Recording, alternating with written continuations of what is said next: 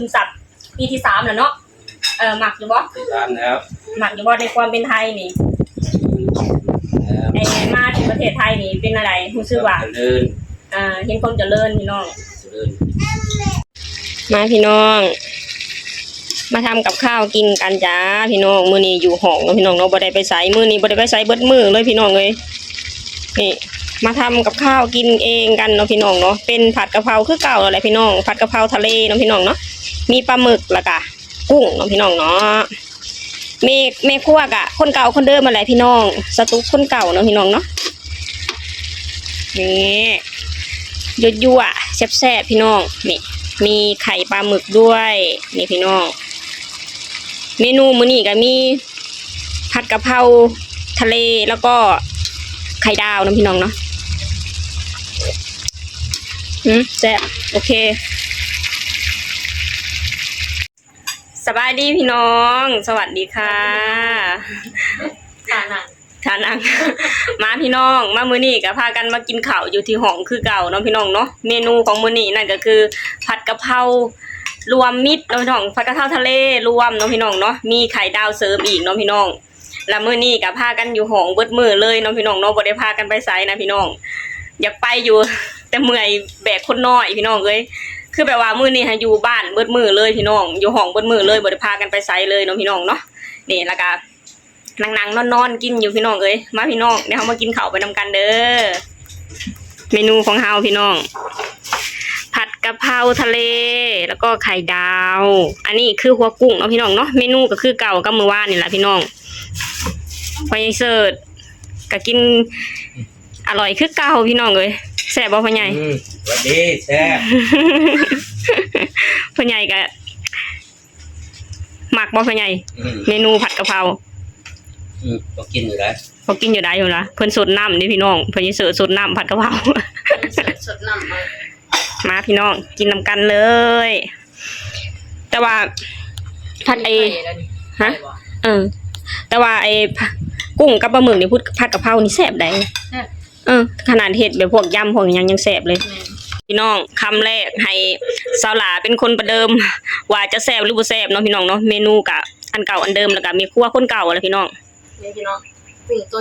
อันกุ้งนี่ฮะตัวใหญ่เด้แต่ว่าสลัดตัดครึ่งของพี่น้องเนาะเสียงก็สิแปลกๆนี่เด้อพี่น้องเริ่มสิเป็นไข่ติดไข่น้ำลูกแซ่บสละมื้อนี้แต่งตัวเซ็กซี่เนาะพี่น้องเซ็กซี่เนาะพี่น้องเนาะมาทางนี้พ่อใหญ่เสิร์ชกินบ่ปากบ่ติงเด้อพ่อใหญ่แซ่บบ่พ่อใหญ่แซ่บเด้อพี่เขาเด้อพ่อใหญ่เอิ้น FC กินข้าวแล้วพี่น้องมาเด้อ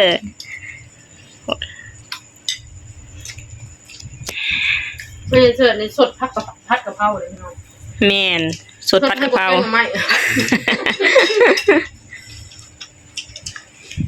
แซ่บมื้อนี้สตุกกะใส่สุดเซ็กซี่อยู่บ่แบกบ่าเด้อพี่น้องเด้อกินกันเลย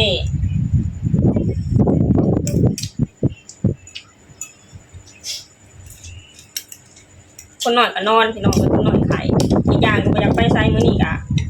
คนหน่อยเป็นไข่นำพี่น้องเนาะไอก็หอกไอเห็ดมาเที่ยวก็เป็นไข่คำแรกพี่น้องปลาหมึกกับไข่ดาวนะพี่น้องเนาะครับดูมือตัวเองรสชาติคือเก่าอยู่บ่คือเก่าอยู่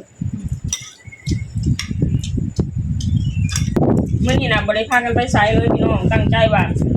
จะพากันไปตอนแรงเนาะพี่น้องเนาะจะพากันไปตอนแรงแล้วพอที่นี่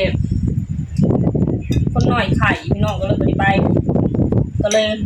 ล้มเลิกแผนการพี่น้องเนาะจะพากันไปอีกทีคือมื้ออื่นเช้าเนาะมื้อเช้าทางไปไสเนี่ยไปวัดไปร้านมาไปร้านมาแต่ว่าร้านมาเขายังเคยไปเถื่อเนาะมื้ออื่นนี่พากันไปวัดแล้วก็ไปร้านมาเนาะพี่น้องเนาะสตุกเคยไปเถื่อพี่น้องเคยไปแต่แถวทะเลแล้วก็แถวหางเนาะพี่น้องจีมาแถวพัทยาเนาะแต่ว่าไปแต่ละสถานที่งามเนาะงามอ่ะเดี๋ยวเฮาถาไปมื้ออื่นเช้าพี่น้องว่าจะ เป็นจังไดนะพี่น้องเนาะสตูเสือเลยว่างามแน่นอนนะพี่น้องเพราะว่าอยู่ที่ประเทศไทยนะพี่น้องคือว่าสร้างอีหยังคือจังหวะงามนะพี่น้องเนาะแบบว่าบ้านน่ะบ่ให้ทางต่างประเทศแล้วก็คนต่างชาติแล้วก็หลายๆประเทศนะพี่น้องอยากมาเที่ยวอยู่ที่ประเทศไทยเนาะพี่น้องเนาะคือแบบว่าเพิ่นสร้างอีหยังกันงามแล้วก็น่าไปทั้งนั้นเนาะพี่น้องเนาะขนาดพอยังเสิร์ชมาน่ะมาปีแรกพอยังเสิร์ชยังติดใจเนาะพี่เสิร์ชเนาะพอยังเสิร์ชติดใจนะพี่น้องแล้วพอยังเสิร์ชมักอยู่ว่าความเป็นไทยมาซึมซับปีที่3แล้วเนาะมักอยู่บ่ ตามแล้ว มักอยู่บ่ในความเป็นไทยนี่ไอ้มาที่ประเทศไทยนี่เป็นอะไรรู้สึกว่า เดิน เห็นความเจริญพี่น้อง เดิน แปลว่าไอ้การไปกันมาก็สะดวกสบายเนาะคนใหญ่เนาะ จะไปกันมากัน แม่น สบาย คือแบบว่าคือรู้สึกแบบว่าคืออยู่บ้านของเจ้าของเนาะพี่น้องเห็นว่าคนใหญ่เราหมักมากพี่น้องคือแบบว่าไปสถานที่ใดก็มีแต่สถานที่งามๆทั้งนั้นเนาะพี่น้องขนาดพญาเสริญมาปีนี้ปีที่3คือมาปีแรกนะเพิ่นติดใจเลยเนาะพี่น้องเนาะแบบว่าไปแถวใดก็งามแล้วก็ไปแถวใดก็แบบว่าไปแถวใดก็รู้สึกแบบว่าซ้ำบ้านเมืองของเจ้าของเนาะเพิ่นว่าพญาเสริญเนาะ ประเทศไทยเนี่ยเป็นศูนย์รวมของการท่องเที่ยวศูนย์รวมทุกอย่างเลยแหละ แม่นทุกอย่างของด้านนี้ยังมาที่ประเทศไทยพี่น้องครบจบทีเดียวอยู่ที่ประเทศไทยมีทุกอย่างพี่น้องต้องการอาหารการกินมีทุกอย่างเลยวันนี้คนลาวกับคนไทยนะพี่น้องดีอย่างหนึ่งนั่นก็คือแบบว่าเฮาใช้ภาษาเดียวกันเนาะพี่น้องเนาะบ่ต้องใช้ล่ามแปลเลยเนาะพี่น้องแบบว่าเว้ากันก็เข้าใจรู้เรื่องบัดนี้อาหารการกินก็สิคล้ายคือกันเนาะพี่น้องเนาะกันเฮ็ดอยู่เฮ็ดกินส้มตำปลาร้านี่ก็สิคล้ายคือกันเนาะพี่น้องเนาะเฮ็ดให้คนยังเสิร์ฟน้ำมาแล้วก็รู้สึกแบบว่าไอ้ทำอยู่บ้านของเจ้าของเนาะพี่น้องเนาะแม่นบ่คนยังเสิร์ฟแม่พี่น้องพากันกินกันนานนะพี่น้อง ไป เนาะ กันมาก็ดูว่า แม่นกันไปกันมาก็สะดวกเพิ่นว่าเพิ่นอยากมาพี่น้องเพิ่นแบบว่าตอนที่แรกเพิ่นยังบ่เคยมาพี่น้องพอเพิ่นได้มาแล้วก็ติดใจแล้วพี่น้องเนาะติดใจในความเป็นไทยติดแล้วติดใจในความเป็นไทยแบบว่าพอมาแล้วก็ติดใจนะพี่น้องเนาะก็อย่างเช่นคือสตุ๊กกับสลาเนาะพี่น้องเนาะมาทำงานอยู่ที่ประเทศไทยน่ะเป็น14ปีนะพี่น้องกลับไปอยู่บ้านแล้วก็ยังคิดฮอดประเทศไทยนะพี่น้องเนาะเพราะว่าอยู่แล้วรู้สึกอบอุ่นอยู่แล้วรู้สึกสบายใจซ้ำอยู่บ้านของเจ้าของเนาะพี่น้องเนาะอยากต้องการอีหยังครบจบอยู่ที่ประเทศไทยเนาะพี่น้องเนาะมาพี่น้องมากินข้าวต่อเนาะพี่น้องเนาะนี่ก็แซ่บพี่น้องเลยหน่อยคนน้อยคนน้อยก็แอบ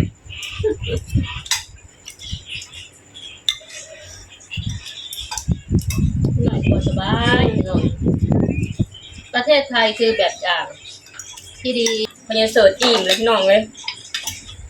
กินแบบโปป่าโปติ้งเนาะกินเอาเมนูแซ่บเมนูหมักเนาะพี่น้องเห็ดมือได้กับแซ่บนะพี่น้อง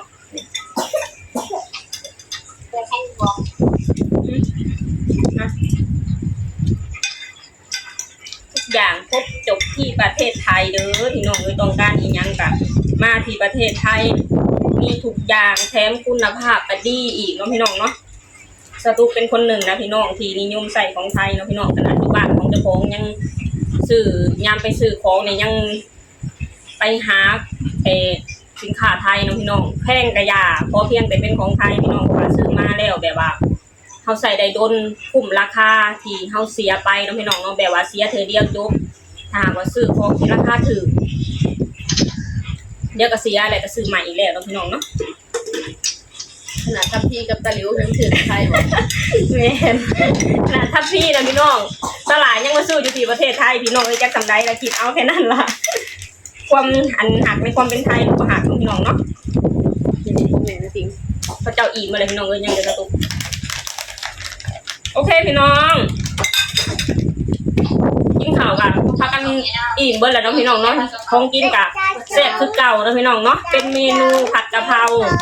รวมมิตรทะเลเนาะพี่น้องเนาะกระแซ่บคือเก่าเนาะพี่น้องเนาะสำหรับคลิปนี้สตูกาจะขอจบลงคนนี้ก่อนเด้อฝากให้พี่น้องช่วยกดไลค์กดแชร์กดติดตามในช่องบอลลอนสาวทุกในเด้อสบายดีสวัสดีค่ะ